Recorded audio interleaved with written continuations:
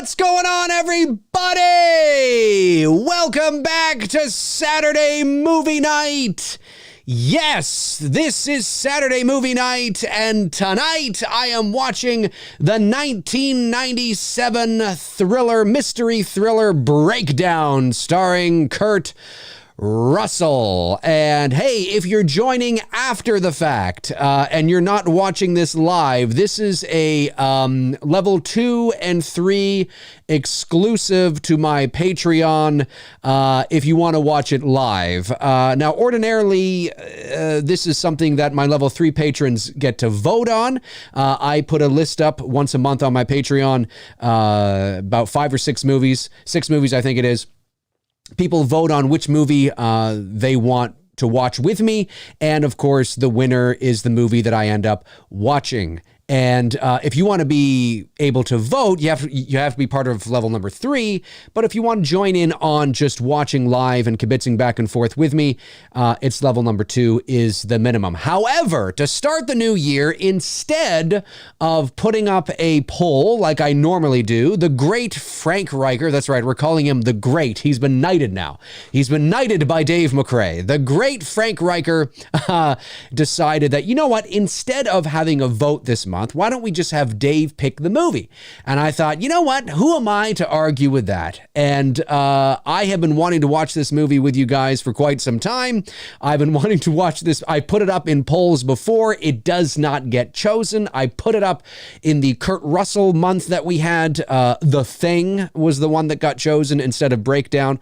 So I decided to capitalize on this opportunity and watch Breakdown tonight. This is probably in my top 3 favorite Kurt Russell movies of all time.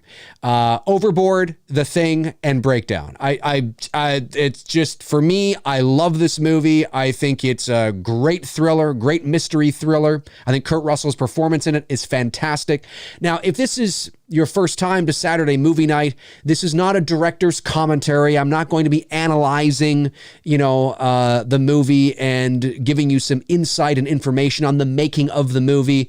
I mean, if I can do that, I will, but that's not the purpose of this. This is just friends hanging out, watching a movie, having a good time, and depending on the movie, there's some movies I might know a lot about, and I'll be able to actually offer you maybe some tidbits of information you didn't know. But at the end of the day, that's not the purpose of this. It's just to hang out, watch a good movie with my level number 2 and 3 patrons. And of course, you guys get to join in after the fact when everything is done. So if that interests you, though, check out my Patreon via my Patreon link in the description below. How is everybody doing? Who's here? Mikey Films is here. Cody Snyder is here. Frank Riker is here. Andrew Stevens is here. I think even Dia Maria is going to be making her way into the room eventually as well. It is Saturday night. I know some people, tend to tune in after the fact as well. Even my patrons, sometimes patrons can't tune in live, so they tune in after the fact. But I am here. I'm here for the next 90 minutes or so, because that's how long the movie is. I've got the orange lighting going on here. The orange lighting going on because the poster and everything, of course, it takes place in the desert. Or what was it, in Arizona, Utah, something like that. In the desert, of course. The poster has an orangey theme going on. There's blue in the middle. I've got the Blue Jays hat on. I've got the orange lights behind me here. I'm all decked out. I'm ready to go. Cody Snyder says, rest in peace, Mr. Walsh. That's right. That's right. That's right. J.T. Walsh died the year after this was made. So let's get rocking. Now, I am paused. Where am I here? I am paused. I'm watching it off YouTube. I'm paused 3 seconds into the movie. The Paramount logo is just coming up onto the screen. The stars are just starting to make their way around the mountain. That is where I am paused. So line up your movie. So it coincides with that. And let's get this thing rocking, ladies and gentlemen. Let's do this. All right, 5, 4, 3, 2, 1. Yes. Woo! Breakdown, baby. Breakdown. Love this fucking movie. Love the way it begins. Love the opening credits. Love that shit, too. Here it comes. I love it. It's great. It's a great movie. For those of you that don't know, most of you probably do if you watch me on any sort of the regular, but I actually, I have a Kurt Russell story, funny enough. My sister, now, I know most of you probably already know this, but I'm gaining new subs and new viewers all the time. So some of you may not. This is so great. When I was in Hollywood in 2015, when I was nominated for my first Voice Arts Award, I stayed at the Roosevelt Hotel. And I'm going to make this a long story as short as I possibly can. Anyway, we were leaving for the Voice Arts Awards, and my girlfriend and I were walking down the steps of the Roosevelt Hotel. Beautiful hotel, historic. And we were going out into sort of the valet area where our ride was going to pick us up and take us over to the award ceremony. And as we're walking down the steps, behind me, I hear this voice, and I'm like, God, this voice sounds really familiar. Like I know that voice. It sounds really familiar. So when my girlfriend and I get to the bottom of the steps, we kind of move over to the right a little bit to let the people behind us pass. And so they passed by us, and I looked over, and it was Kurt Russell. And it was Kurt Russell he was decked out in some like tuxedo. Now, he wasn't going to the Voice Arts Awards. I don't know where he was going, but he was there with an older gentleman and some kids. I don't think they were his kids. Goldie Hawn was not there, not that I saw anyway. But the first person I thought of, despite the fact that it's fucking cool, the first person I thought of was my sister Jill, who loves Kurt Russell. That was her like crush, her celebrity crush years and years ago. So I took a photo from far away. I didn't want to go over and be like, hey, Mr. Russell, how you doing? I didn't want to be that guy. And he was busy talking to whoever he was talking to. He was waiting for his ride. So his Suburban shows up, takes him to wherever he's going. Our Suburban shows up, takes us over to the Voice Arts Awards. But I was looking for him because I thought maybe he is going. But he didn't go. So not that I saw anyway. But really cool. And I took this faraway photo and I Facebooked it to my older sister, and she was like, no way. And then she's like, it's kind of like, you can't even tell it's Kurt Russell, because it's his back and he's kind of turned to the side, but cool nonetheless. To be in the same presence as Kurt Russell was pretty cool. But I didn't want to be that guy. If he was alone and just kind of standing out there kicking rocks, waiting for, maybe I would have gone, oh, excuse me, Mr. Russell, how you doing? Nice to meet you. My name's Dave McRae. So, blah, blah, blah. Maybe I would have done it, but I just, I don't want to be that guy. That's not what I'm there for, especially being there, for the reasons why I was there. And I don't want to be that crazy guy, but really cool nonetheless. So that's my Kurt Russell story. We're 3 minutes and 15 seconds into the movie here. Kurt Russell's about to hit the track. Oh! Of course, that's foreshadowing what's about to happen a bit later. This movie always reminds me, not exactly, but have you guys seen the early 90s movie with Kiefer Sutherland and Sandra Bullock? Sandra Bullock's in it very briefly, called Vanished. It's based on a is it a French film or it's a foreign film, foreign to us here in North America, of course, called the Vanished or Vanished. It might have the same title. I don't think it got as great reviews as the original film, but I actually quite liked it. Again, I like the premise. I think Breakdown is a better movie, but it's similar in the sense that Kiefer Sutherland and Sandra Bullock are riding out somewhere, and they stop off at a gas station, and she goes missing. And Kiefer Sutherland doesn't know what the Jeff Bridges, that's right, Cody. Kiefer Sutherland doesn't know what the hell happened to her. Doesn't know what the hell happened. He spends years and years trying to find her. It's crazy. It's a really good movie. If you haven't seen it, I highly recommend it. I should think about bringing it to the channel here because it's a good one. But I think I like Breakdown better. I don't know. It's Kurt Russell, Everybody wants to be Kurt Russell. We all have a little Kurt Russell in us.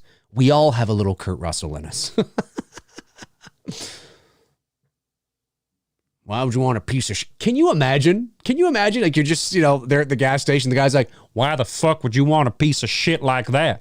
Like, the fuck? Here we go. Gonna have to have some fisticuffs here in a second.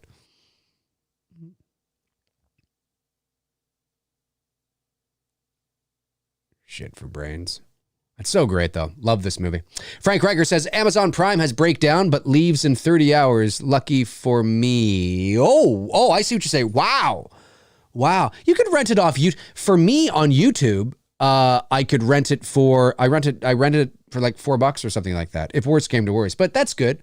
I mean, you probably already have an account, so that's why it's free. But if worse came to worse, it's only a couple bucks on YouTube. Andrew Stevens says, is everyone having a great Saturday? I'm having a great Saturday. I hope you're having a great Saturday there, Andrew. Hope you're having a great Saturday. Great to see Mikey Films here as well. Hope you're doing well, Mikey. Yeah, this is so great. And look at that terrain. I'd love to visit. Does this take place in Arizona? I don't think it's Nevada. I don't think Nevada looks like that. Or Nevada. Maybe it's Utah. I think it's Arizona. Anyways, it's somewhere out there. I've always wanted to go out there. My girlfriend has been out there. She says it's beautiful. I've always wanted to. I just think it'd be so cool. Of course, you got to be careful with this kind of shit, but I think it'd be so cool just driving out there and it's crazy.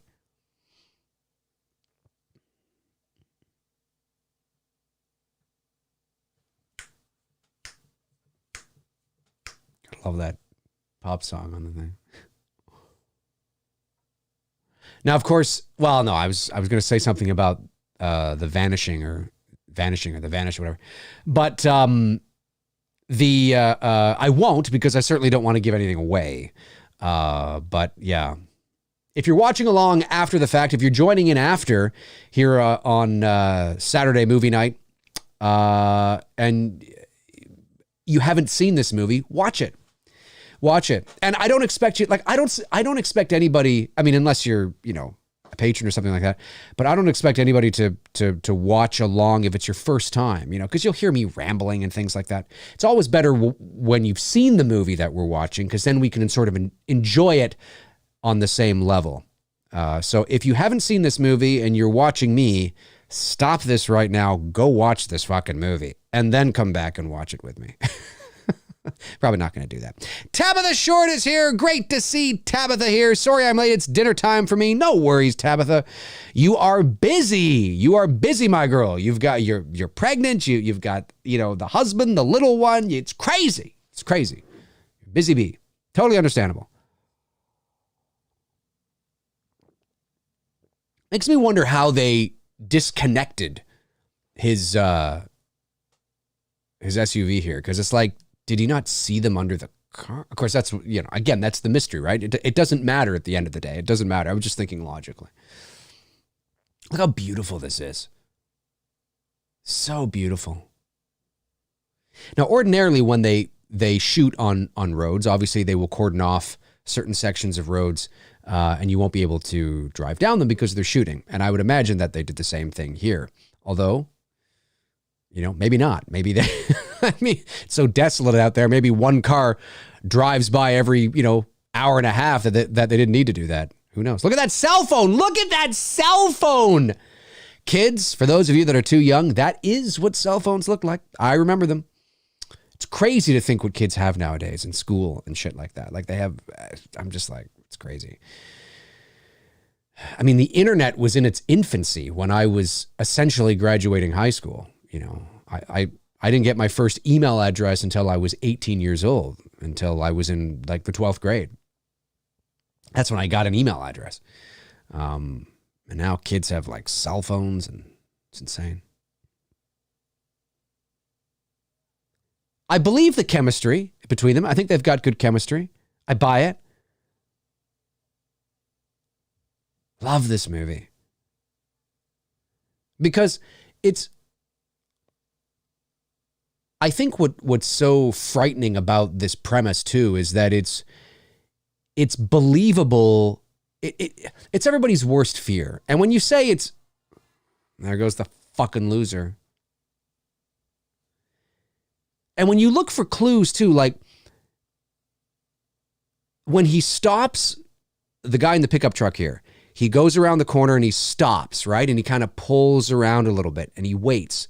Now, if you're watching this for the first time, you're thinking, oh shit, he's either coming back or he's playing the intimidation game, right? He just wants to intimidate them.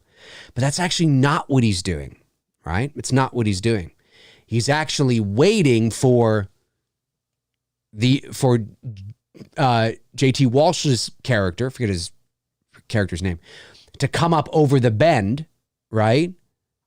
Which he eventually does here in a moment. And then he takes off. But if you're watching it for the first time, and folks, if you haven't seen it, like I said, I mean, okay, spoilers, but it's self-explanatory here if we're watching this thing together. You wouldn't have known that. You would just think, oh, now the guy in the pickup truck is taking off because there's somebody that has shown up. And he doesn't, it's like, oh, okay, wait, I got to get out of here. You know what I mean? But that's actually not the case. Not the case. Not the case. JT Walsh, here he is. Yeah, rest in peace. Died in 1998, only a year after this movie came out. And he was a great character actor. He was one of those guys that you see a lot in movies that you know. Yeah, give me a fucking hand pushing off the road, you piece of shit.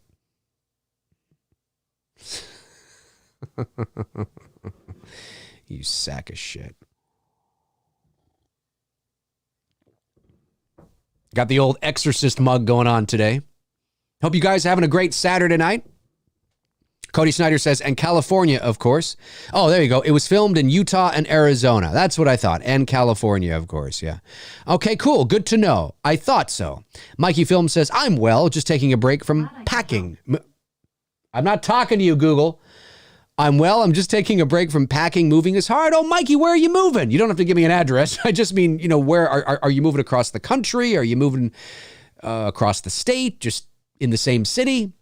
Hoping it's going well. Or hope it's going well, I should say. Hoping it's going well. What the hell does that mean?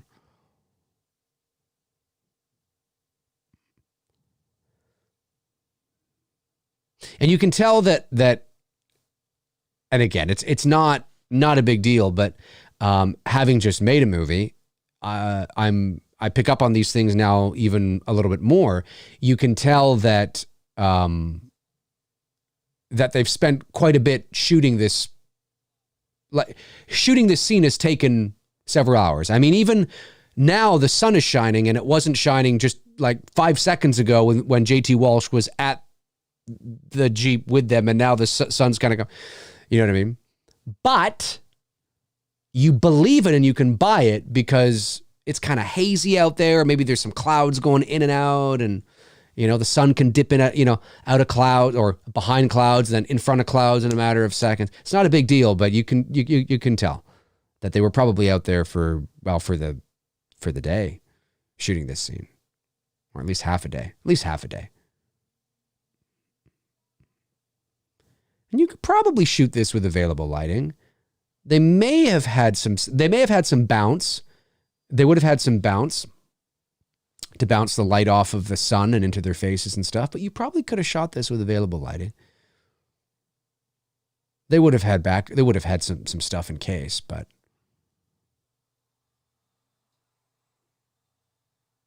wouldn't have been a huge setup out there.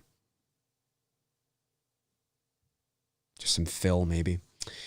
Frank Riker says, the new law in New Jersey is that a standard female motorist cannot be left alone, and cop must be with her the whole time. A woman was murdered when she told the cop he could leave her alone on the road. Wow. You know what? That's not, hey, I get it.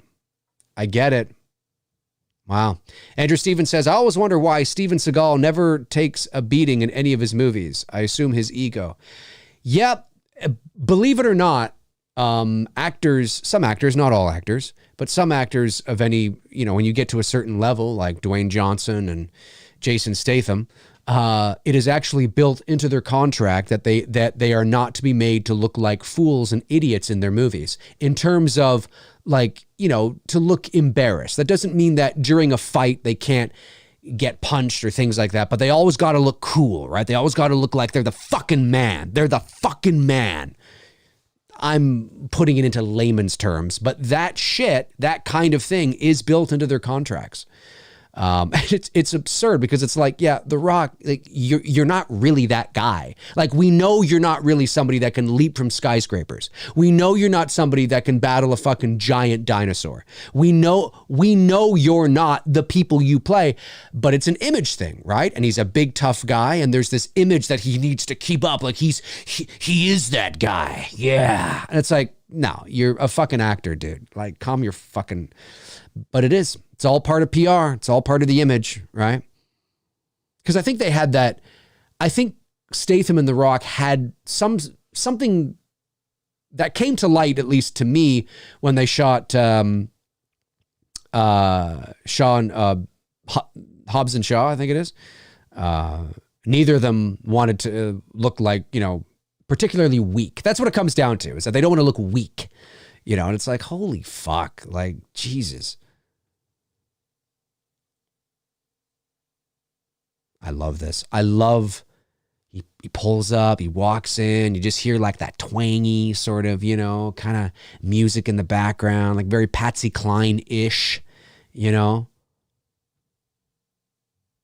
this always reminds me of the movie Duel, Steven Spielberg's Duel, which if you haven't seen is amazing. It's his first movie, really, although it was a TV film. In that movie, when Dennis Weaver, I think his name is Dennis Weaver, when he goes into the diner, there's a diner there as well. The way Spielberg shoots it and the way that, he's drawing certain attention to people in the diner makes you think and believe, again, if you're watching for the first time, that people in the diner are suspicious. They're suspects. One of them could be the truck driver. Maybe they know who is the truck driver. Everybody's acting a little weird, right? It's the same thing here. The bartender here is acting like a little off. He's a little strange. Everybody in the diner is sort of kind of looking over at Kurt Russell, kind of acting, normal, but it's just a little weird. You know what I mean? Is it just the folks? Is it just the people in Bell's Diner? Is it, do they know something? Are they in on it? I love when filmmakers and writers, when writers write stories that have scenes like that and that give opportunities to filmmakers to bring that kind of a thing to life. And usually 9 times out of 10, it's misdirect, but it's still fun and it's still eerie and it's still creepy, to be in that environment under that kind of pressure. I can only imagine what it'd be like. Like, first of all, when I watched this with my girlfriend, I'm like, there's no way in hell I would let you go into that truck. There's just no way. You know what I mean? There's just no way. There's no way. But that doesn't mean that people don't or people wouldn't have. It is believable. It is plausible. And it's crazy. It's crazy. Frank says the dinner scene is like Duel with the cat and mouse play. That's right. That's right. It's just crazy to think, though. I mean, this is like everybody's worst nightmare, Like I was trying to say earlier. It's that, losing your child or having your child kidnapped or something, that's everybody's worst nightmare. I don't have any kids, but certainly I can intellectualize that. I can imagine what that would be like. It'd be terrible. Losing your spouse, right? Or your partner, your significant other. I mean, I think we all can agree, those of us that are with somebody and I mean, it'd be terrible, especially you don't know where they are. Oh my God, your heart's pounding. I mean, it'd be insane. It's insane. We are 18 minutes, 51 seconds here into the movie, and Kurt Russell's he's pulling up side JT Walsh's truck here, and because he's like, fuck, buddy, I need to know where, like, what the fuck, right? But this is so great when he finally pulls him over, and he's like, hey, man, I just want to know where you dropped off my wife or whatever. And he's like, your wife? I've never seen your wife. Sir, I've never seen you before in my life. Like, can you imagine being in that environment, in that situation? Can you imagine that? I don't know if I would have been calm. Now, I think at that moment, a police officer shows up. But if it was me, I would have grabbed the fucking guy. I would have pinned him I would have been like, holy fuck, I would have lost it. Would have lost it. That's such a great movie. This is so underrated. You hardly hear anybody talking about this. It's probably one of the best thrillers of the 90s. 100%. I'm not saying the best, one of the best. Absolutely. It's a great film. Andrew Stevens said, wait, here it is. I'm looking for my wife. What? How should I know where your wife is?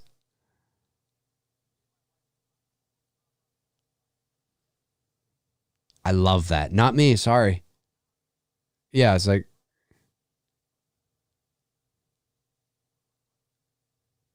Can you imagine? I've never seen you before. Oh my God. You'd lose it.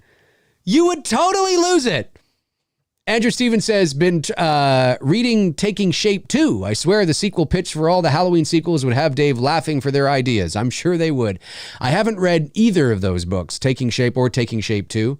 I've brushed up on a lot of things that are in it. I'd love to have both books. I've just haven't gotten around to getting them. And those kinds of books, although I'm sure there are some people that would, those are the kinds of books that you skim through. You know what I mean? You don't necessarily read it from cover to cover. You know, you flip through it, you know. But hats off to the guys that put those things together. I mean, that's some dedication right there. Now, this guy that's playing the police officer here as well, he's another one of those character actors, you know, that I've seen many times in movies, that I'm sure you've seen many times in movies.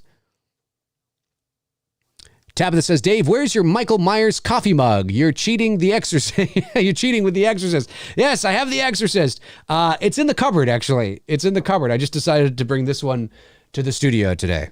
And I'm just drinking water.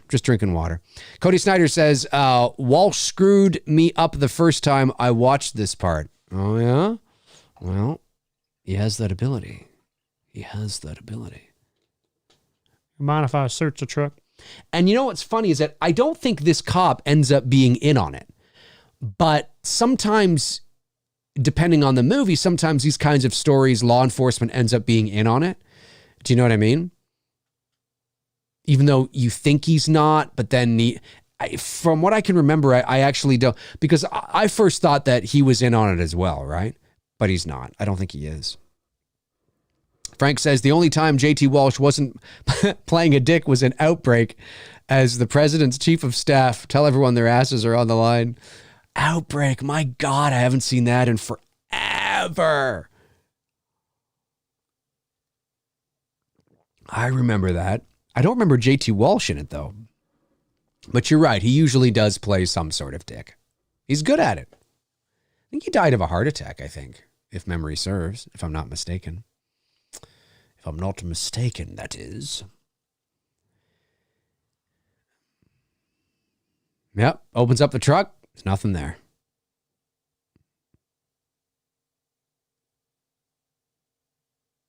Do you know how fucking, like how, I'm surprised that Kurt Russell's character is being so calm here. I'd fucking lose it. Now he's about to lose it.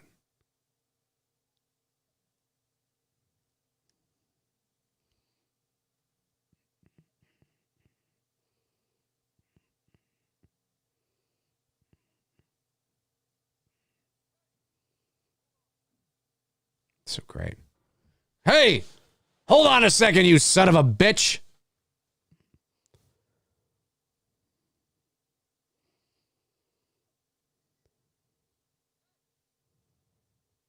Look at that beautiful scenery, though. It's absolutely gorgeous.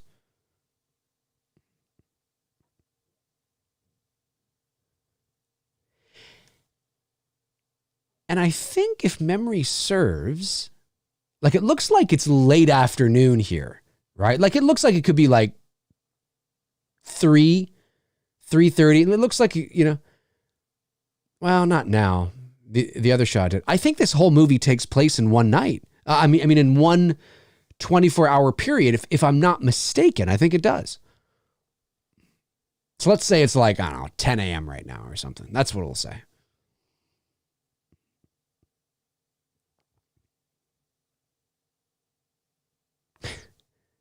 What does that got to do with, you know, good old Kurt Russell? Yeah, we all want to be Kurt Russell.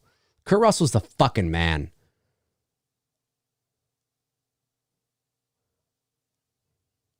Well, I don't know. Maybe she did. Maybe his wife left him. Gay guys. Lovers, gay guys.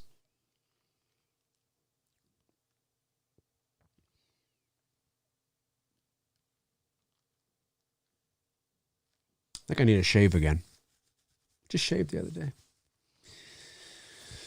I'll just shave everything off. I'll shave my head, shave my face, just be one big bald egg.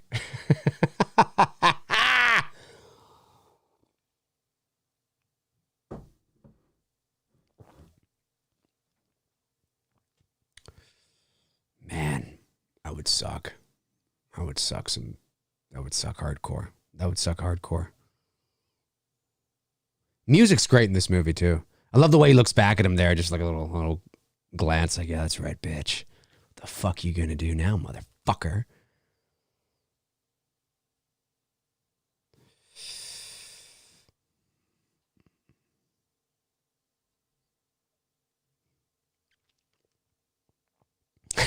Frank says, listen, Sheriff, Snake Plissken's gonna kick your ass, yeah?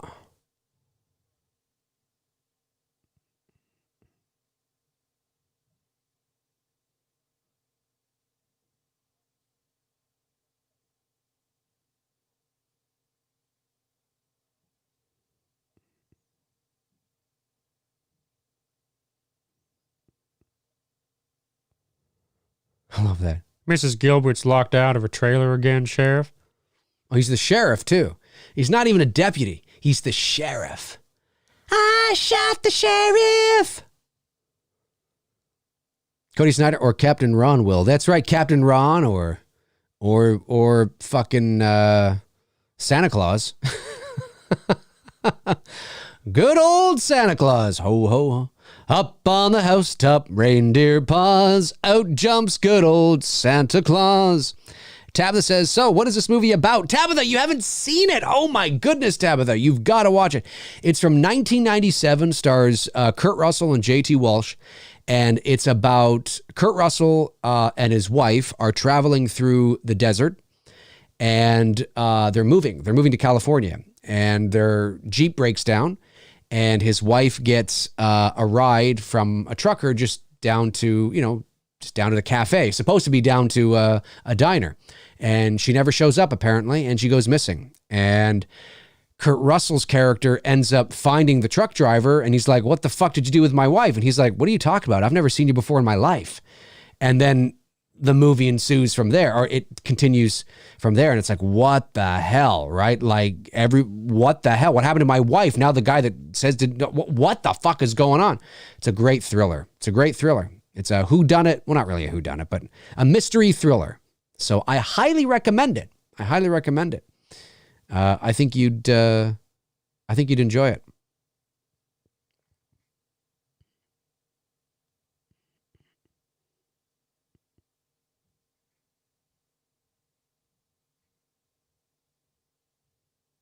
Yeah, everything, it's so like, sounds like The Vanishing. Yes, very, very similar. Very similar. But The Vanishing, Kiefer Sutherland ends up, his character ends up sort of moving on, even though he doesn't really move on. And years go by and he gets involved with somebody else, but then he ends up getting locked back into it and things like that. It's similar. But I actually like Breakdown better, believe it or not, as much as I love The Vanishing. He's back at the diner. Like I told you the last time, maybe she was here and maybe she wasn't. I didn't see her.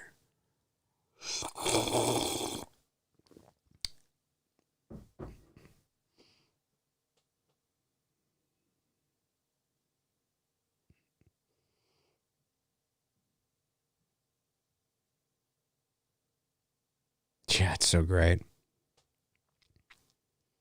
So great. Just gonna check the ladies' room.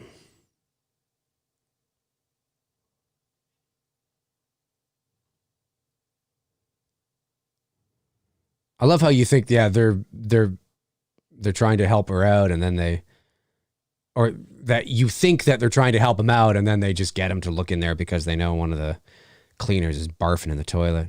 It's fucking gross. COVID. Yeah, I love it. I love how, again, the camera's scanning the room, thinking there's like this suspicion here with these people.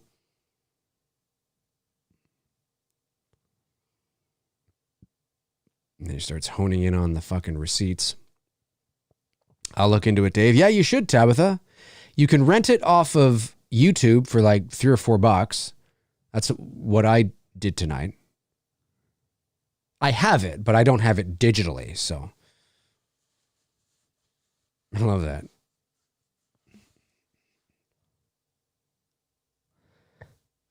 Excuse me.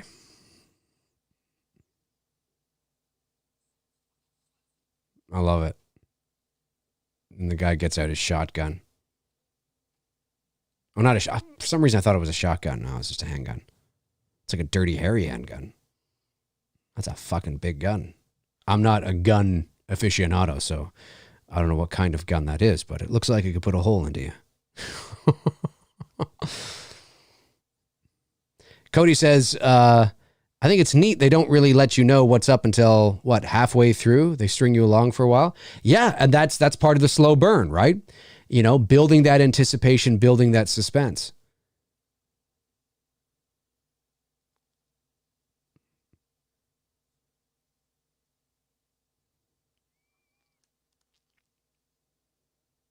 Oh, it's Billy. It's Billy, ladies and gentlemen. Billy is here. Holy shit. My name's Billy. My name's fucking Billy, man. Frank says it's sad that missing people board are children and women. Dude, it is sad, man. They my grocery store has a bulletin board, or the grocery store I go to, not my grocery store, has a bulletin board with things like that on it. And it's sad. I mean, it's amazing how many people go missing, you know, and it is mostly, well, I don't know for sure. I don't know the stats on this, but I don't think it's out of the realm of possibility to assume, or to, you know, I think it's a safe bet that probably most are women and children. I mean, men go missing too, but you know, women are abducted because of sex and the sex trade and the you know, all the it's so awful. And then some are just kidnapped and murdered, you know.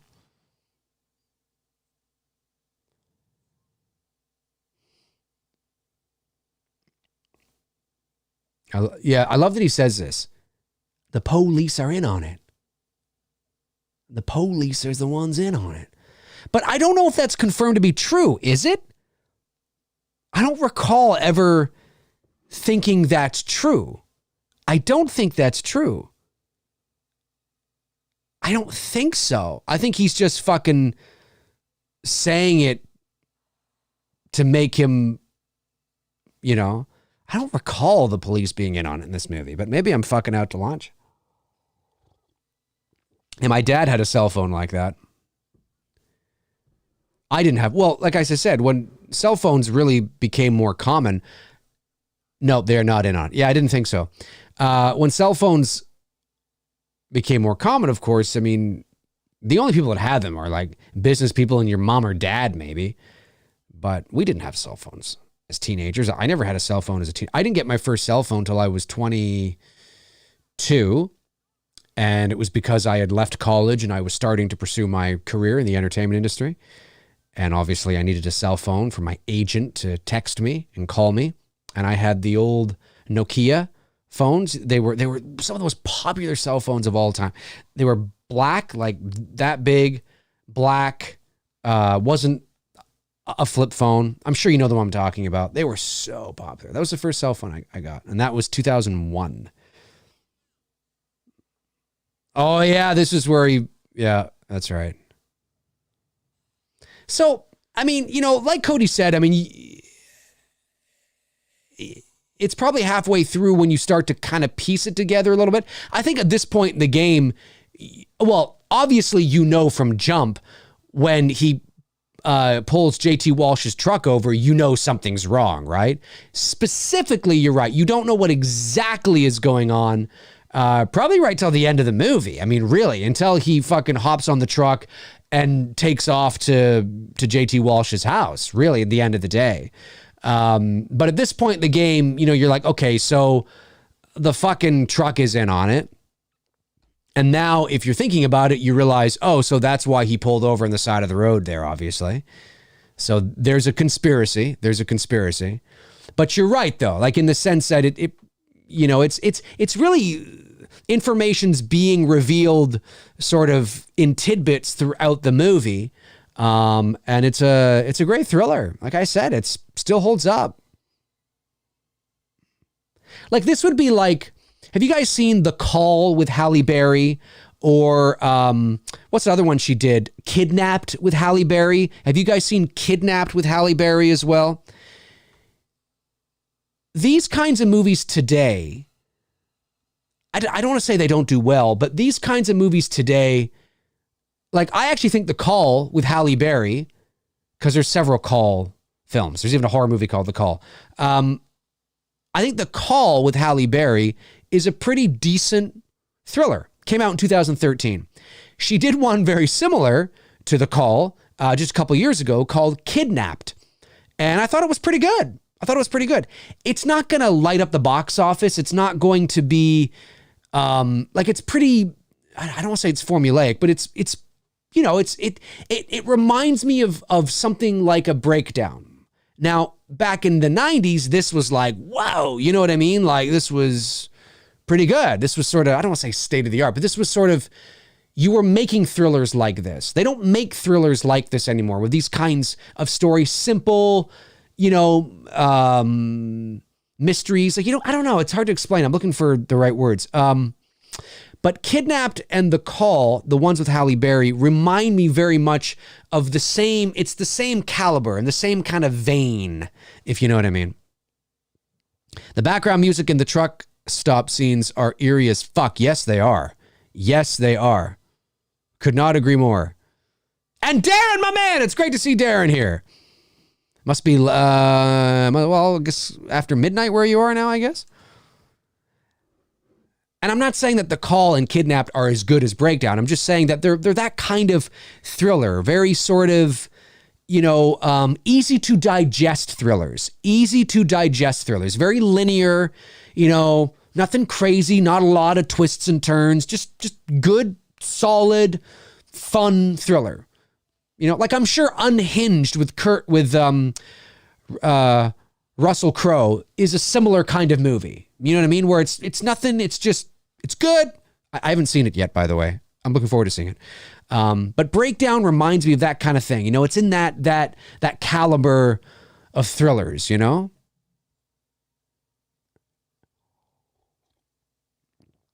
But it's good.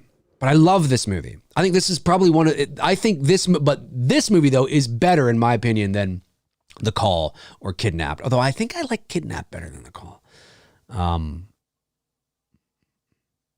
Yeah, I'll think of what I'm trying to say. I think you know what I'm trying to say. Just very sort of, I don't want to say formulaic because that makes it sound like it's predictable, but, well, I guess some of these movies are, but it just, well, like, The Vanishing, you know what I mean? It's just solid, not too much polish, just a solid thriller.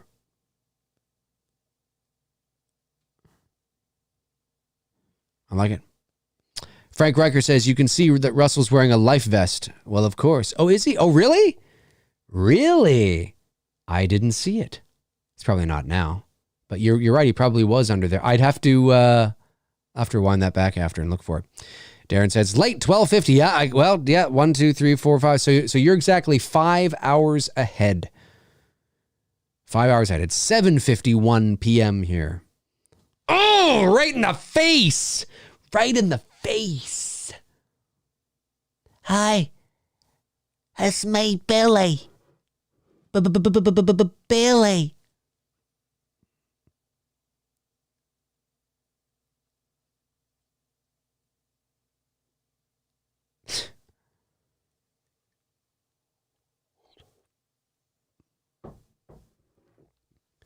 So you're right. At this point in the game, what are we? We are 40 minutes in. So that's roughly about halfway through. And Cody's right. Now it's starting, you're starting to realize that yeah, this is okay. So she's been kidnapped by these guys. They want money,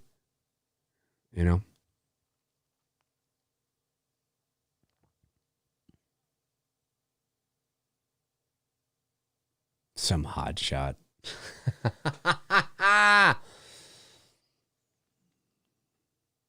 He's a donut king.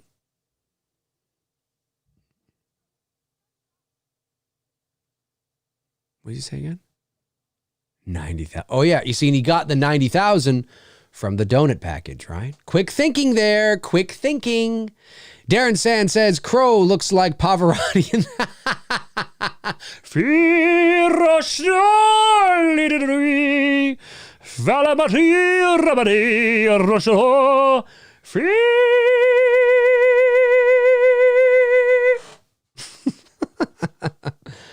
Pavarotti.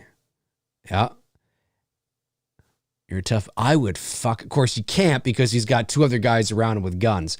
But man, if there was nobody else there, I'd be beating the shit out of JT Walsh's character right now.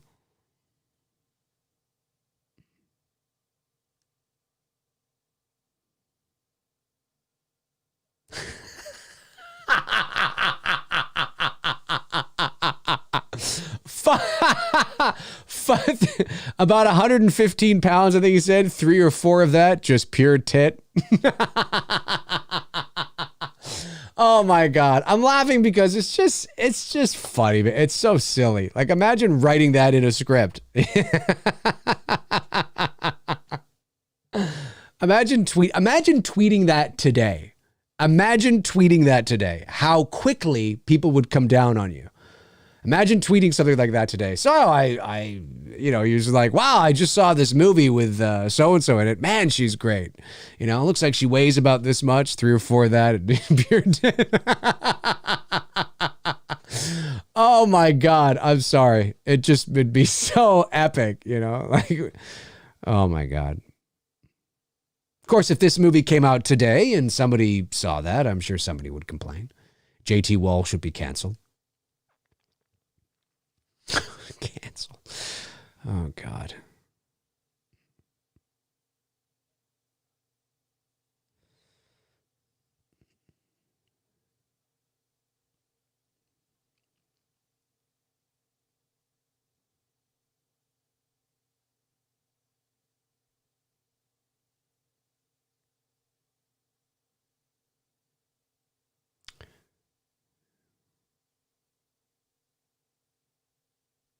$50 minutes. That's it. Yeah, you're right, Cody. The desert town. It's cool. I've never been to the desert. I think it would be really cool to see a town like that. That's right.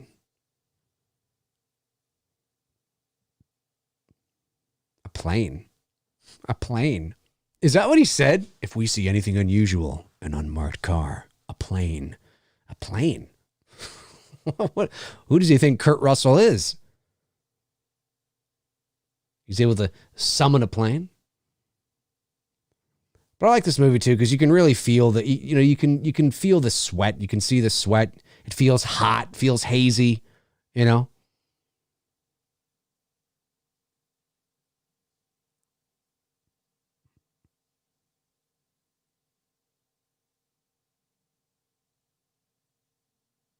$49, Jeff. When he says you have 49 minutes, it's the exact time left in the movie. Fascinating. I didn't know that. That's interesting. That's interesting. Oh, dude, Executive Decision, Cody, is, I saw that movie in the theater when it came out with Bruce, funny enough, in 95, I think it was, 95 or 96. Maybe it was 96. That's another Kurt Russell movie I actually quite like a lot. It's not a movie that gets a lot of love. It's not a movie that actually a lot of people talk about. But I am admittedly a big fan of that movie. I like it. I do.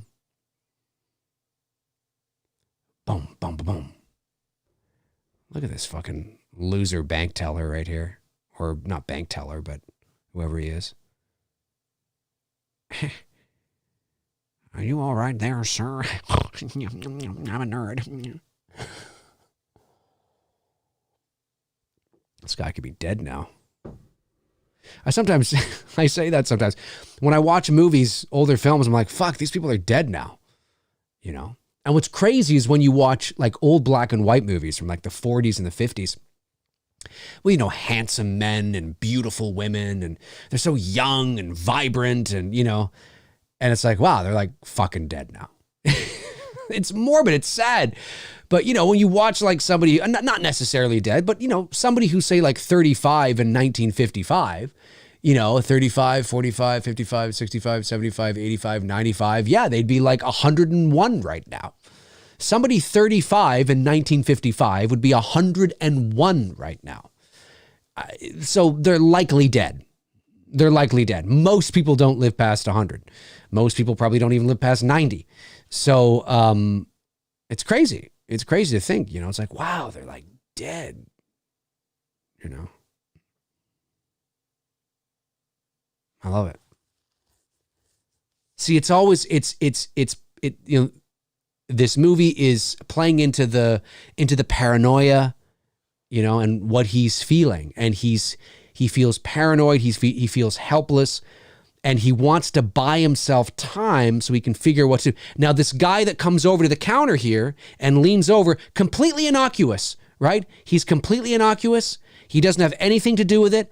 But again, it's that same kind of thing that Spielberg did in Duel, where, and it's not the only time it's been done many times in movies, but I like it when it's done where the film, the director and the writer, of course, is leading you to believe that there are more people in on it than there actually are. So everybody's a little suspicious. Everybody could be a suspect, you know, the way he looks over at him and sits down there. And of course, Kurt Russell's character is paranoid as fuck and is thinking to himself, why did he sit down there? Why did he have to sit there? Why now? Why did he come over?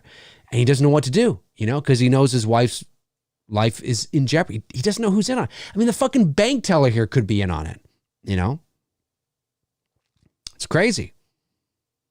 Cody says, you think they could be on it? Yeah, that's exactly it.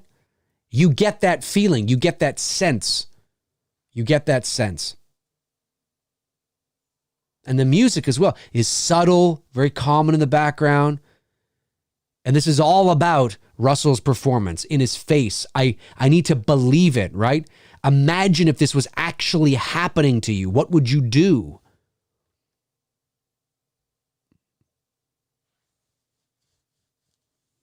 And then I love this because he goes into the bathroom and nothing happens. Nothing happens in the bathroom. He goes into the bathroom. He's trying to figure out what to do. He's opening the fucking, you know, medicine cabinet. He's looking around. He takes a plunger. He breaks off the thing of the plunger. He's doing this with it, he's trying to figure out what to do. He takes or he tries to put the thing inside his jacket. He doesn't know what to do. Nothing happens in the bathroom. So he's looking around. He's like, what the fuck am I going to do? What the fuck am I going to do? You know? But it's a great scene because he needed to excuse himself to buy himself a bit of time somewhere alone where nobody could see him, right? So he could act how he's feeling. He needed to let out a bit of a release, act how he's feeling inside, so he can give him some time to think, like, what the fuck, gather himself together. He didn't know what to do. That fucking thing with the plunger, what the fuck am I going to do with this? Nothing. Tosses it aside, opens up the medicine cabinet. What is he looking for? He doesn't know what he's looking for. See, that's the great thing about that scene. He doesn't know what he's looking for. He's just opening it, hoping something screams at him that, oh, I could use this for something. I could use this for something. Oh, great. But nothing. He's lost. He's helpless. So it's a great scene. And then when he comes back to the desk, of course, he's a little calmer, not calm, but a little calmer. And he's able to hone in on that letter opener. You know what I mean? And he may not have done that if he didn't excuse himself into the bathroom. And again, I'm purely speculating here, obviously. It all depends on what you write, man. But thinking about this logically, if he didn't excuse himself to the bathroom just to calm himself down just a little bit, he may not have been in a position mentally where he would have picked up that letter opener, which then comes to be very valuable to him, you know, in a few moments. So it's great stuff. Tabitha says, I have to give Austin a bath. I'll talk to you guys later. Have a good night. Take care, Tabitha. Thanks for tuning in. Really appreciate it. Always great to see you here, Tabitha. I know you're a busy bee, so it's always great to see you tune in. Yeah, similar to the Hitcher, Cody. You're right. Similar. Yeah, I agree with that.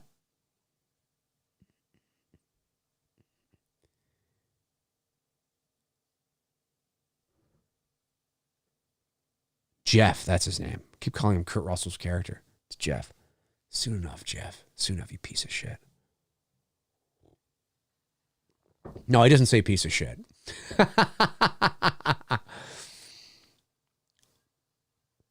Soon enough, Jeff. Soon enough.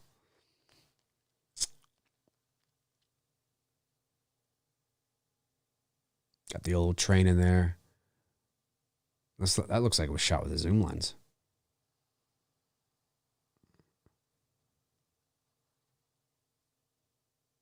Love the truck that just goes by just to like dig it in. Oh, here he is.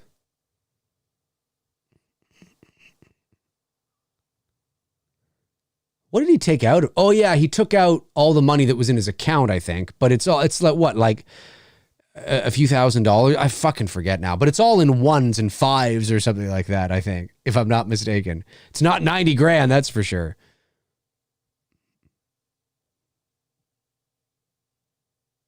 This guy.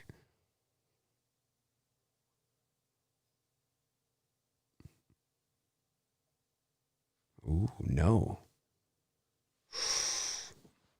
Wrong, asshole. See, I'd be like, actually, if you could get out of the truck and we could dance, I'd rather we dance. What the fuck you talking about, man? Just confuse him. Dance.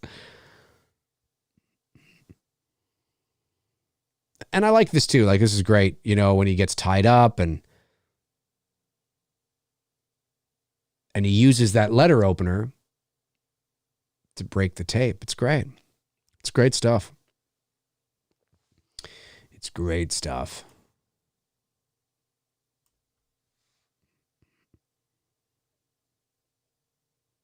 This movie on YouTube has 23 thumbs down. Fuck all of you. You wouldn't know a good movie if it swam up and gave you a... I'll keep my mouth shut on that one. Fucking loser. 23 thumbs down. I don't like this movie. It sucks. Shut up. No. Shut up. Shut your fucking face.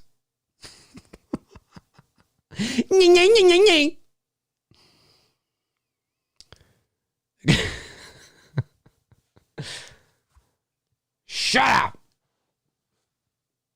I love punches in movies, man. Of course, they've gotten a little more less noticeable. I mean, back in the 80s, it's like, you know, like the Indiana Jones punches. The Indiana Jones punches are the best. It's like hitting a slab of meat. I think they've tamed down a little bit. Frank, I'm offended. Well, too bad, Frank. There he is. He's got that letter opener. Jason Nike has made his way into the room. Great to see you here, Jason. This is a great movie, and Kurt Russell is great in everything. He definitely makes things better. Yes, he's that kind of actor. He's I believe he is the character he's playing in every movie he's in. I don't just see Kurt Russell. I see the character he's playing. He's a great actor. He's a great actor. I mean, I'm not saying he's like, you know, Daniel Day-Lewis or Robert De Niro, but certainly he is a very believable actor. He's great in everything. And despite Tom Cruise's personal life and his weird antics, Tom Cruise is another guy that, funny enough, I actually believe he's the character he plays in every movie he's in, which is funny because he's got such dominant star power in terms of his presence. You'd think you'd just see Tom Cruise, but he's a believable actor. Tom Cruise is good in everything he's in. He's a little fucking weird, but, well, little's an understatement. And it's on, baby! It's on! Come on, Kurt! This is like the truck chase in Raiders of the Lost Ark here. Kurt Russell's just gonna fuck. Oh man, this and this feels so good. Like at this point in the game, don't you feel great when he does this to this guy and starts like beating him, and then he's like, "Shut up!" and like punches him one more time in the face or something. I forget what he does. It's so great. Yeah, fucking yeah! Do it! I love that shit.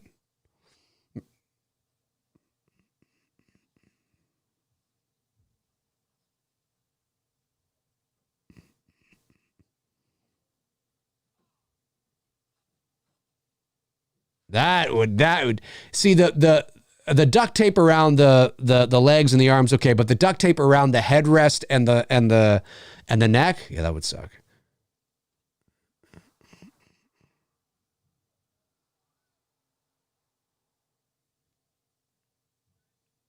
I don't even know what the point of that would have been. I mean, I know. Yeah, I love that. Fuck you. No, fuck you. Yeah. I've always wanted to do that to somebody. Fuck you. No, fuck you. Yeah, I love it. I love it. Yeah. Give it to him, Kurt.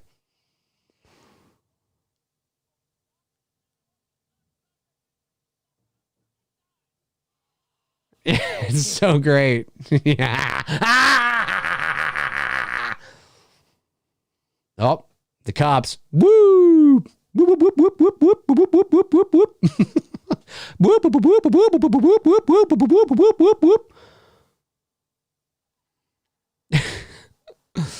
Jason says, can't stay long, preparing for Zach Francis coming on the show tonight at 9. Zach Francis. Who's Zach Francis? Good luck with it. Oh! Fantastic. Frank says, I love this torture revenge scene. I would have done so much worse, like cut off. Oh, totally, Frank. You and me both, buddy. 100%. I would have done the same thing.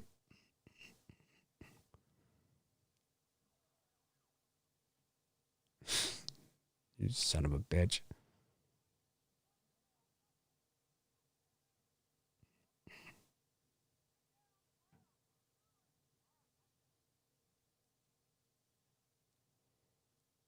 Oh, he's getting free. He's getting free. Duct tape, ladies and gentlemen.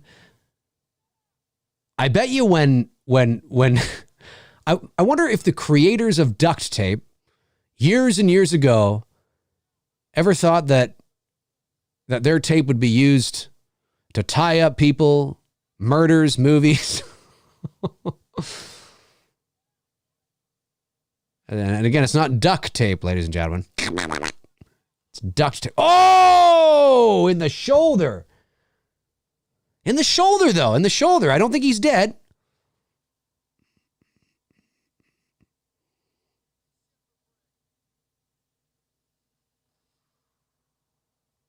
Yes, the cop comes through.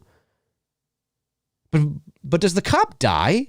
Because, I don't know, maybe I don't think he's dead. He's calling for help here, though. Jason says, cinematography of Charles, Chucky fan film and co-director of My Special Boy. Very cool. Well, good luck with it, Jason. Have fun with it. Have fun with it.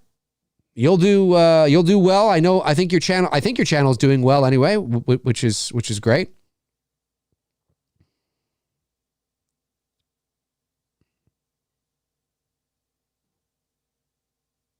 The worst Kurt Russell movie, Zoom. Zoom, is that the name of a movie? Or are you talking about the worst Kurt Russell movie? That's a good question, Darren. I'm not sure, actually. That's a very good question. I'm not sure. By the way, for those of you that are watching, I don't know if you saw my post on Patreon today. Next Saturday movie night, so at the end of February 27th, I think it is. We're going to have the visual portion of the stream. So for those of you that I'm going to figure it all out, try and make it work. So for those of you that want to join me live visually and talk to me and be on the stream, you don't have to, of course. There will be a Zoom link and you'll be able to do it. And then I'll provide the link on Patreon, and anybody who wants to join in will be able to join in, and you'll be on the stream and we'll be able to chat to each other in real time. Your face will be seen on here and whatnot. I'll probably put myself small in the corner or something and then bring you guys all up in like a box or something like that. But I think it'll be fun. Now, it's not something you have to do. You can still watch the stream and not join in that way, of course.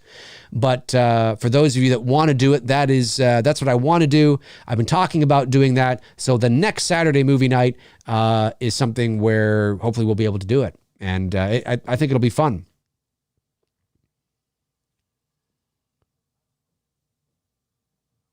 Half an hour ago.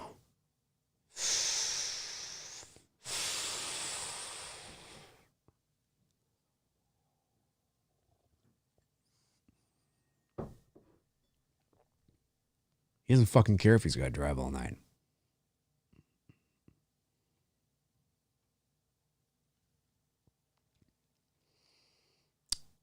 Jason says, my subs are not very high, but the community is growing and are very awesome people. I am having fun and making friends and promoting fan films.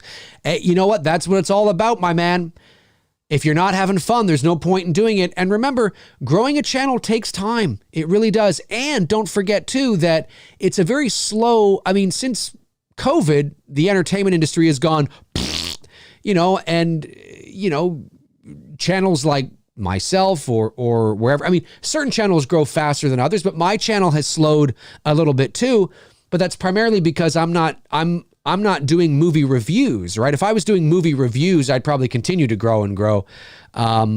But some channels grow faster than others. There's a variety of different reasons of why that is. Movie news and entertainment news is very far and few between. Things that there's always something to talk about, but things that I want to talk about anyway is very far and few between. And sometimes it takes time. But it takes time to grow a channel anyway. So just keep your head up, keep trucking away, no pun intended, as we watch Kurt Russell. I always love this. This is very Indiana Jones-ish. I've always loved this, that he actually gloms onto the truck, underneath the truck, and come on, guys. Men, are you watching, men? We are Kurt Russell. We are living. Everybody wants to do this. Everybody wants to do this. But yeah, it takes time. It takes time to grow a channel. It's not easy. It's not easy.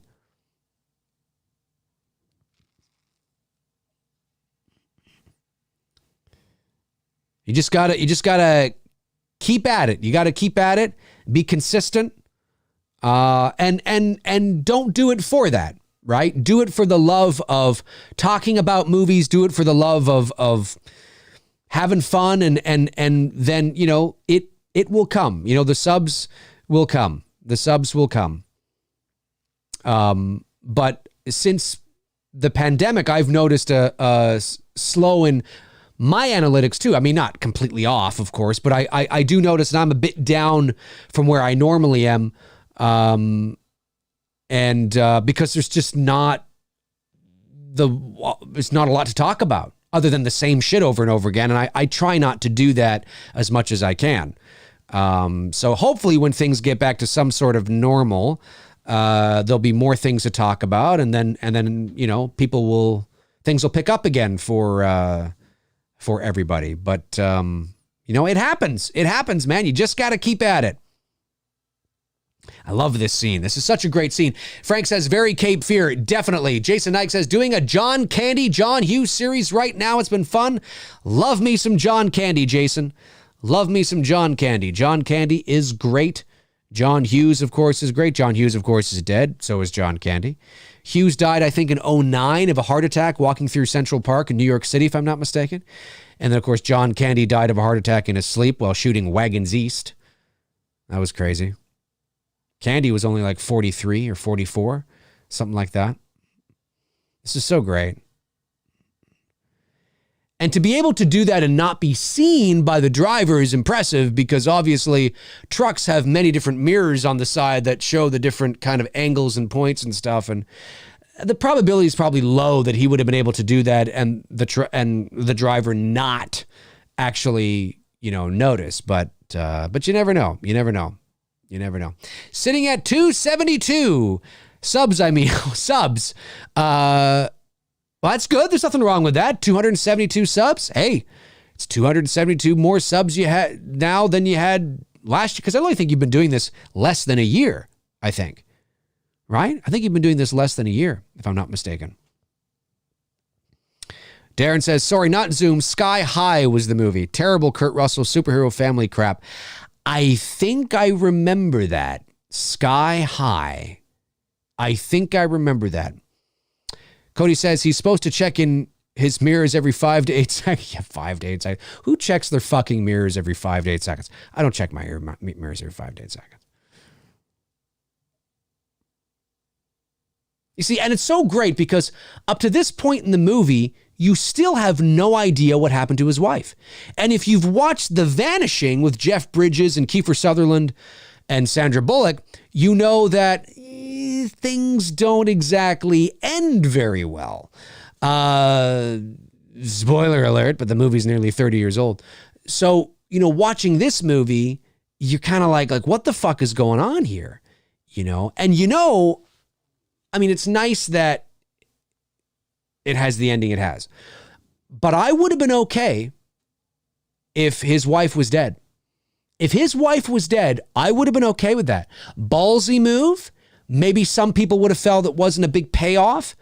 But I would have been okay because at the end of the day, as long as he gets his revenge against the people that did it, the truck driver here, the big fat burly guy that's going to be in here in a second, he already got his revenge against the guy that drove the pickup truck.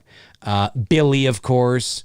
As long as they go out in epic fucking, fashion, because then, then it's okay, I would have been okay with it. It would have been really sad and tragic, but I would have been okay with it. It would have been a very different feel to the end of the movie, a different vibe. And maybe it didn't quite lend itself to that. Everything up to this point, perhaps. But anyway, it's cool nonetheless. And the fucking scary thing, folks, is that this shit happens. This shit happens. I was watching some true crime the other day, and I think it was in, I want to say Germany or somewhere, the story of this guy who kept his daughter in a bunker in the basement for 24 years. He would rape her. She had 5 kids, incest shit.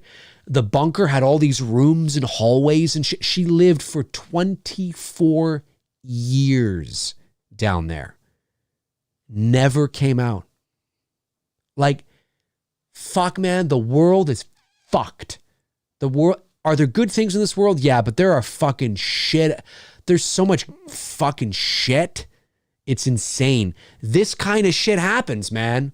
Women get kidnapped. They get thrown in fucking cellars and in freezers and shit, and they're never heard from again.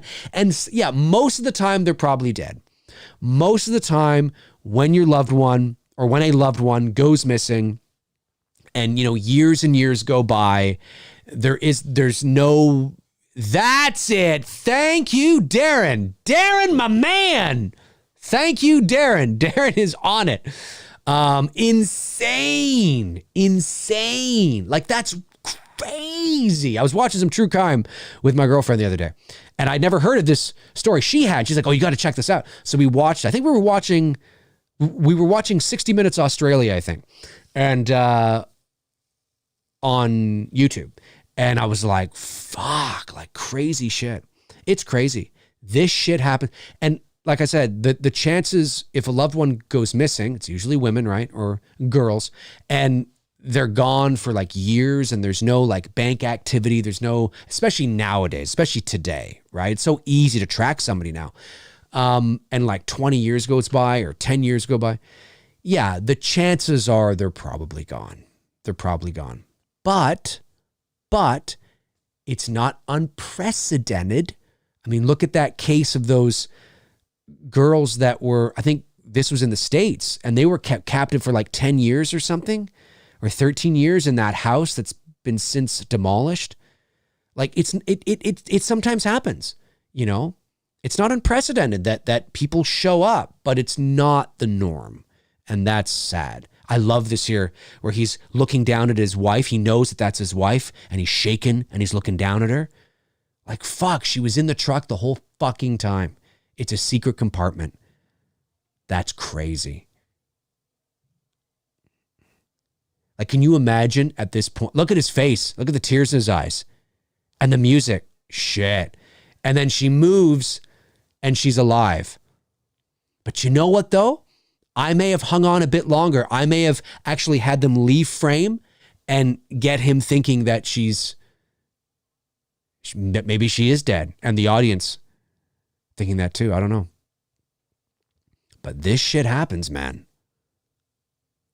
I think that's probably the scariest thing when you think about it, is that this stuff actually happens and is happening right now. Right now as we speak. As we watch this movie, it's happening.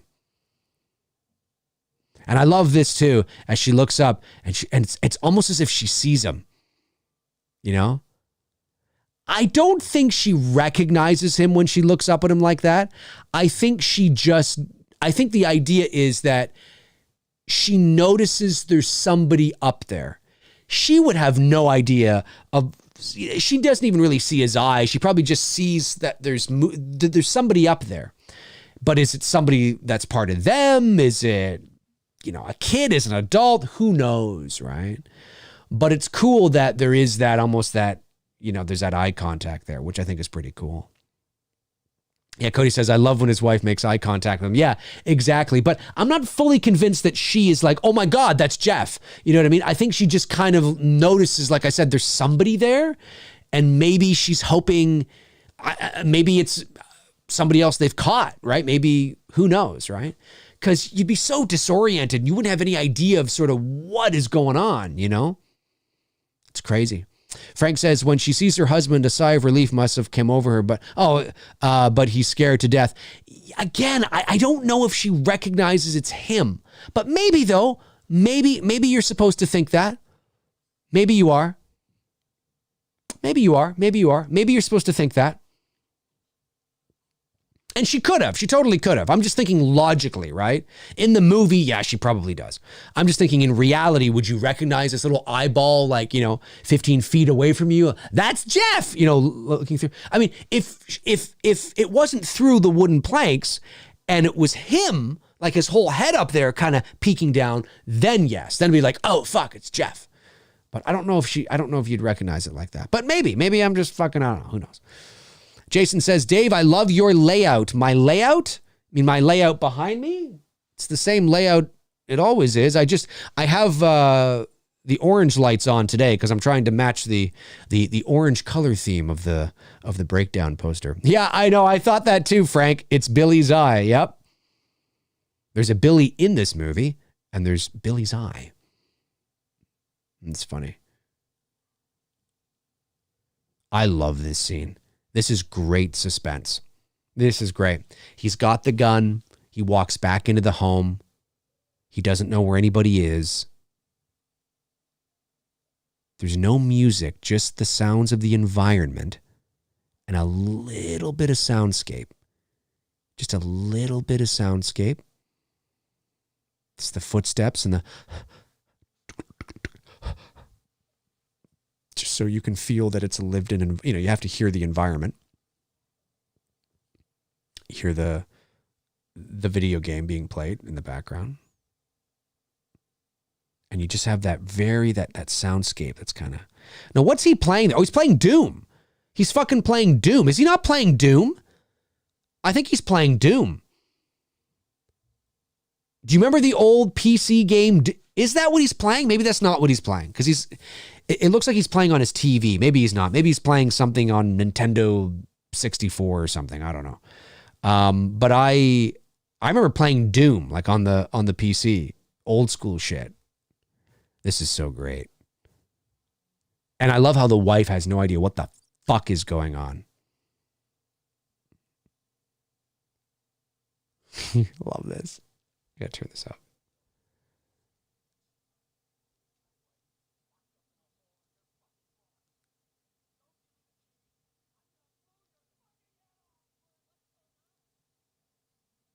You sack of shit. Yep. And there's so many examples of this too, of people living double lives, married to people, and don't even fucking know it.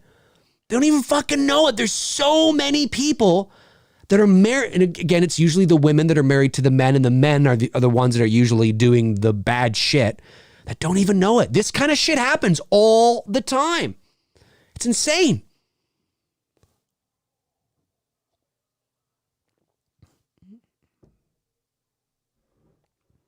Now go on, son.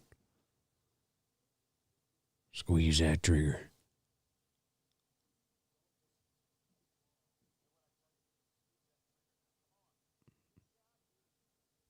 And then the mother says, shoot him.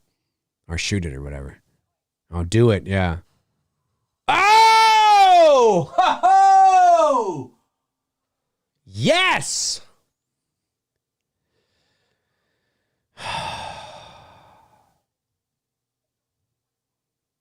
So great.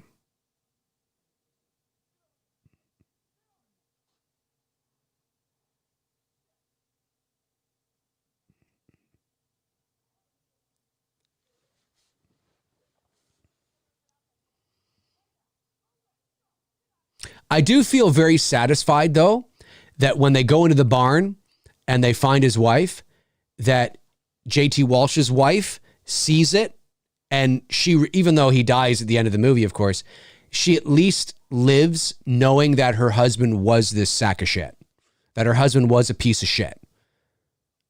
Like, I like the fact that the wife didn't die in the kitchen or didn't run off somewhere with the kid. The wife actually is like, oh my God. Yeah. Yeah. What is this? Just pull the chain, Arlene. I love it. I love that she went on with her life knowing that her husband was a piece of fucking crap. It's great. There's satisfaction in that.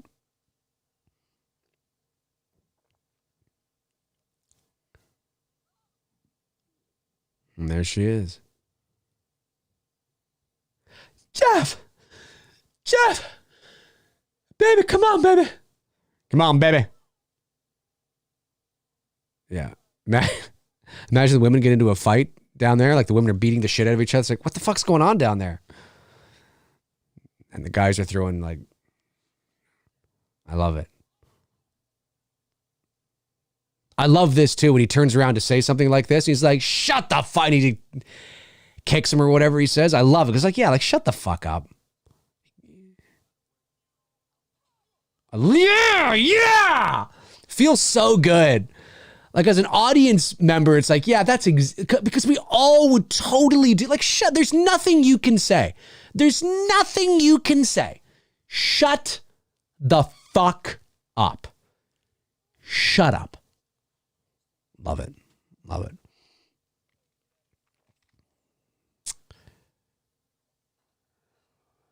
Oh, the overlay with the breakdown poster beside me.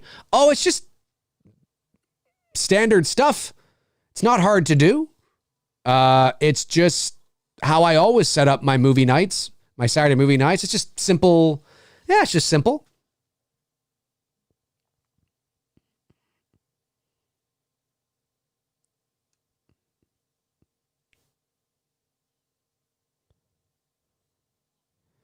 Make it. Go ahead. Come on.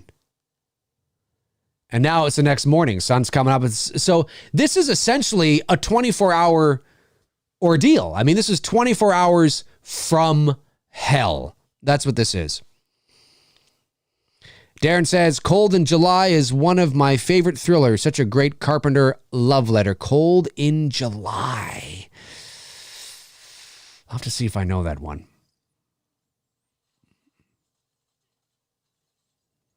Yeah, like, fuck. Fuck. Unreal. Unreal. It's very cold here in Toronto today. Of course, it is January 30th and it's wintertime. It is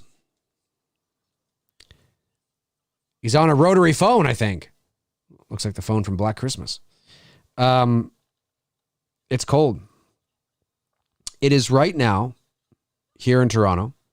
It feels like minus 9 degrees Celsius. So whatever that is in Fahrenheit.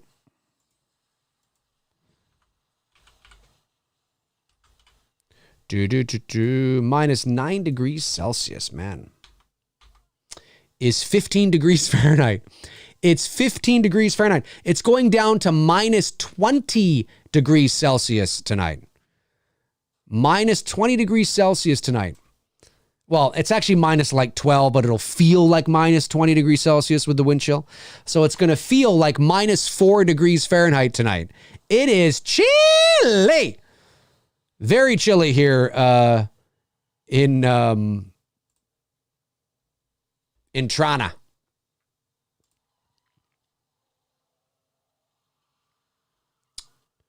So we're at the scene here. We are, where are we? We are 1 hour, 21 minutes into the movie.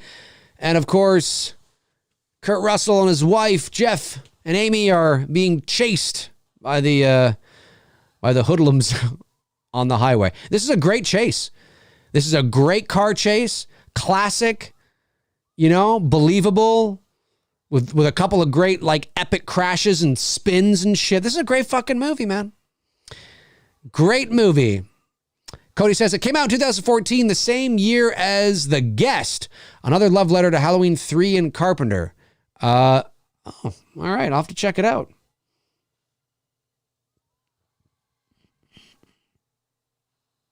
I love this. You got the big rig. It's so good.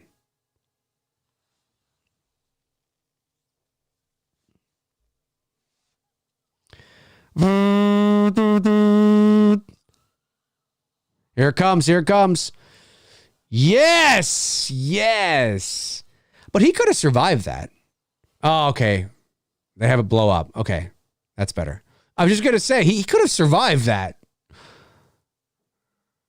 This is great, too. Oh, and there goes the trailer. Yeah, the trailer's spinning. Man, these stunt drivers, man, you got to give them credit. Doesn't somebody go through it? Yeah, that's it. Yeah. It's so Dukes of Hazzard. That's what's great about it, is that those two crashes, which I absolutely love, are like the Dukes of Hazzard. Very sensational, but fun. Cars going, it's just fun. Dukes of Hazzard, of course, the original TV show, not the shitty movie.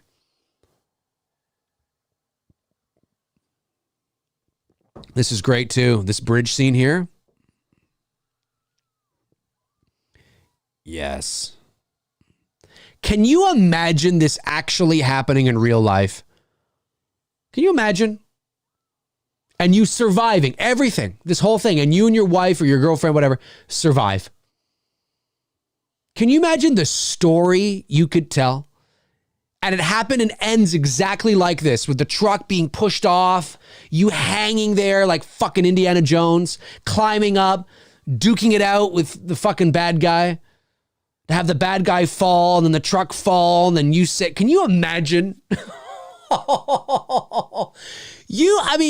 Holy shit. Like the PTSD you'd probably have from an experience like this would be insane.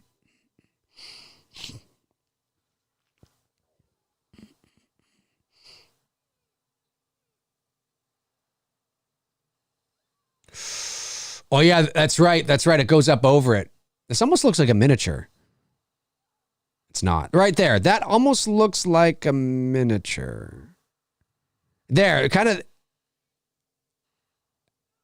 of funny. There I am. I'm hanging on. This is so great though. This is so good. I mean, it doesn't look exactly, it didn't look exactly like it, just kind of the way it looked. It looks fucking great. Everything looks fucking great in this movie. In case you haven't noticed, I fucking love this movie.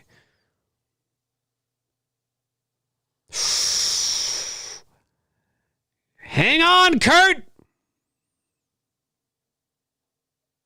Can you imagine? Fuck, man. Hanging like that?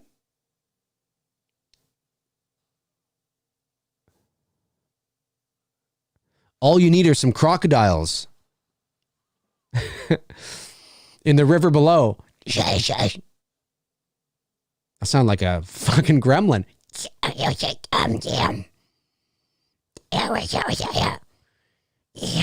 What? Yeah, I think that's what they say, right? Or whatever. See those punches?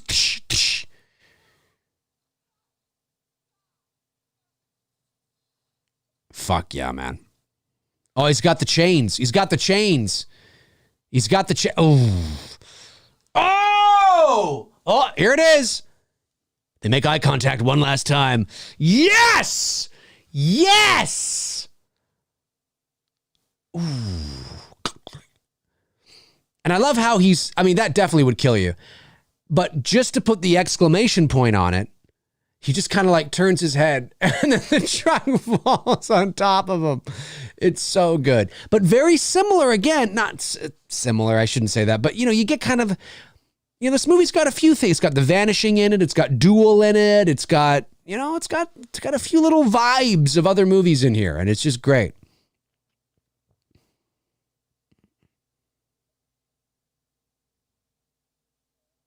Yeah, it's so good. Kurt Russell is stuntman Mike. He might be. Darren Sand says, the guest is great too. I much prefer the subtle love letters rather than being clobbered over the head like with Scream. I'll have to check out The Guest. I think I know the movie you're talking about, but I don't know if I've seen it.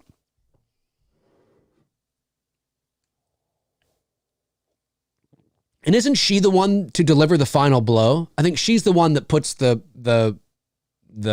truck in drive or reverse or neutral or whatever she puts it in to the gear that causes it to go. I think it's her. That's so good.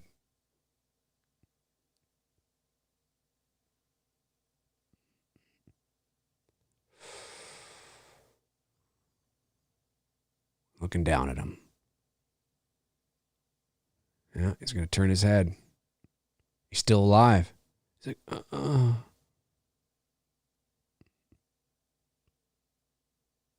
How would you know the truck was right over him? Yeah, she does it. Honey, what are you doing? Is the look on Kurt Russell's face. Yes! Oh! Oh! Oh! Oh! Yes! Yes, ladies and gentlemen, yes! I mean, that is probably one of the biggest, most epic exclamation points of all time. I mean, that right there, if that doesn't say, fuck you, I just don't know what does, quite frankly. I don't know what does. I love that. It's just the way there's like the moment where the sound drops out and it's just like you almost feel, even though you don't actually see the truck hit him, because of the way that it's edited and the way that the sound drops out for a moment and then comes back in with just a roaring crash, you feel it. Like you get it. You know what I mean? And it's great. It's fucking epic. It's fantastic. I love this movie. It's so good. That's the movie, folks. Breakdown, starring Kurt Russell and J.T. Walsh. The late J.T. Walsh. Rest in peace.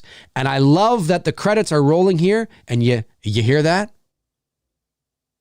Very subtle music. There's no like rock music starting to take you out of the fucking movie. I hate that shit. Unless it was a rock movie, But this is great. I love this. Great movie. Great movie. One of my favorites, folks. One of my favorites for sure. Hey, if you're watching after the fact, tell me what your thoughts are on Breakdown. Comment below and let me know. I would love to know. And what are your favorite Kurt Russell movies? Let me know what your favorite Kurt Russell movies are. I would like to know those as well. I want to thank, of course, everybody who is watching right now, who was watching earlier, all my patrons who get the link later, because some don't tune in live because they can't for a variety of reasons. I want to thank each and every one of you, of course, to continue I want to thank each and every one of you, of course, for continuing to support the channel each and every month in the ways that you do. It is really appreciated. It does not go unnoticed. You guys are amazing. And I'm really looking forward to the next Saturday movie night at the end of February, where we can get some people on Zoom. Hopefully it's there for those who want to take, who want to take the opportunity to pop on and join me live on the stream. And we can actually have a verbal conversation with the movie we're watching. But it is not mandatory. It is not mandatory. I will be back Sunday night. Monday night at 7 o'clock p.m. I'm tired, guys. Sorry, I've been working all day on It's Me, Billy. Monday night at 7 p.m. Eastern Standard Time for Two Dudes and Some Bullshit. So thanks to everybody in the chat room. Thanks for watching. Really appreciate it. You guys are amazing. And I guess I'll talk to you guys soon. Have a great rest of your weekend. Alrighty, cheers.